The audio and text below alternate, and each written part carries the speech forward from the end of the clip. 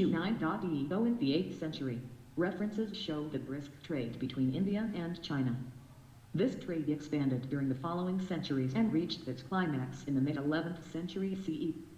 India's share in the trade with China declined due to the competition of the Arab and Indonesian merchants. South Indian states continued to maintain trading relations with China. Chinese silk was the main Chinese commodity which was exported to India. Sometimes this was brought as gift item by the Chinese diplomatic missions for Indian rulers and abbots.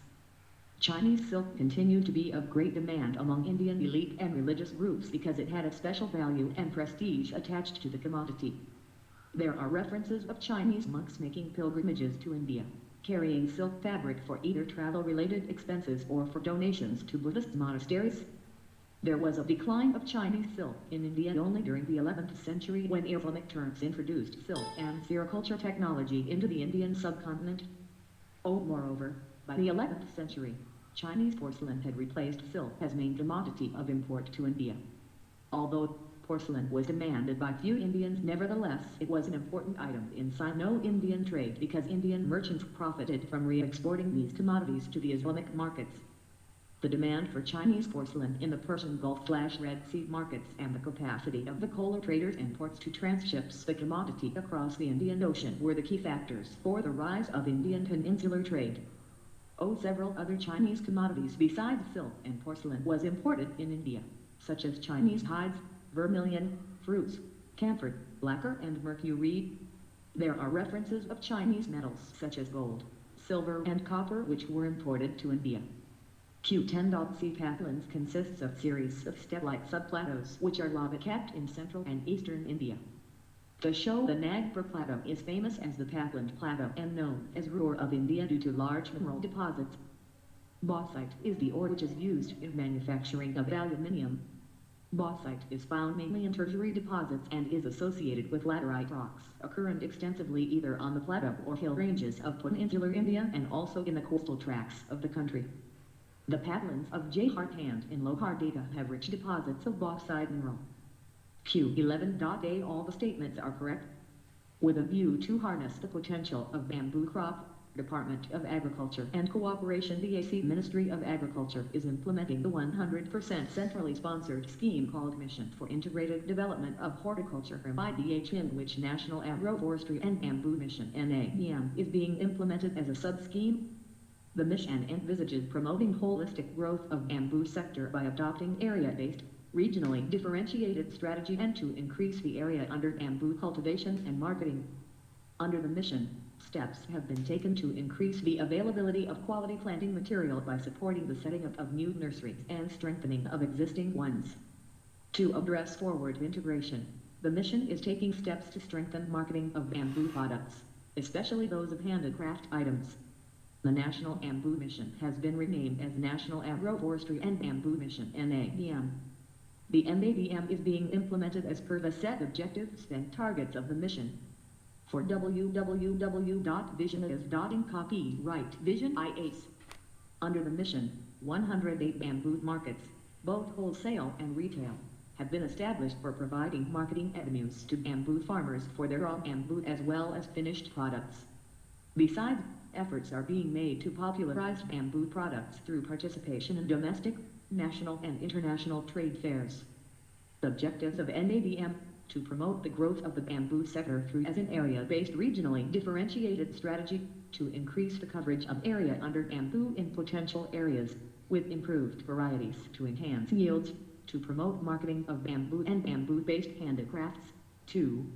Establish convergence and synergy among stakeholders for the development of bamboo, to promote, develop and disseminate technology through a seamless blend of traditional wisdom and modern scientific knowledge. To generate employment opportunities for skilled and unskilled persons, especially unemployed youths.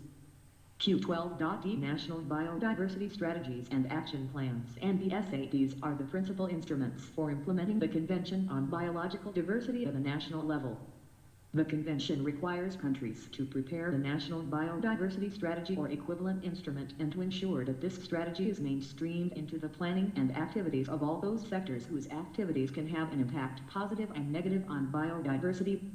The main objectives of the strategy and action plan are achieving mobilization of adequate financial resources for the management and conservation of biodiversity, developing the human resource base and strengthen institutional capacity for biodiversity conservation and management, and improving public awareness and education. Mainstreaming biodiversity into development, poverty reduction, natural resource management plans, and climate change plans, among other sectoral plans, increasing and/or improving protection, to protect genetic diversity and to avoid extinction. Safeguarding, restoring and increasing resilience of critical ecosystem services. Q13. East Amori Lake is located to the southeast of Leh in eastern Ladakh, and it is saline water lake.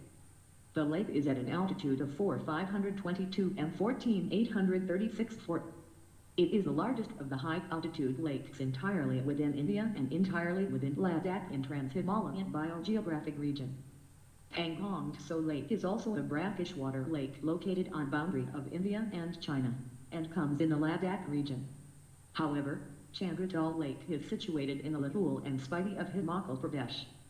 The Tsokar Lake, also known as White Lake, is one of the 3 high-altitude saltwater lakes in Ladakh.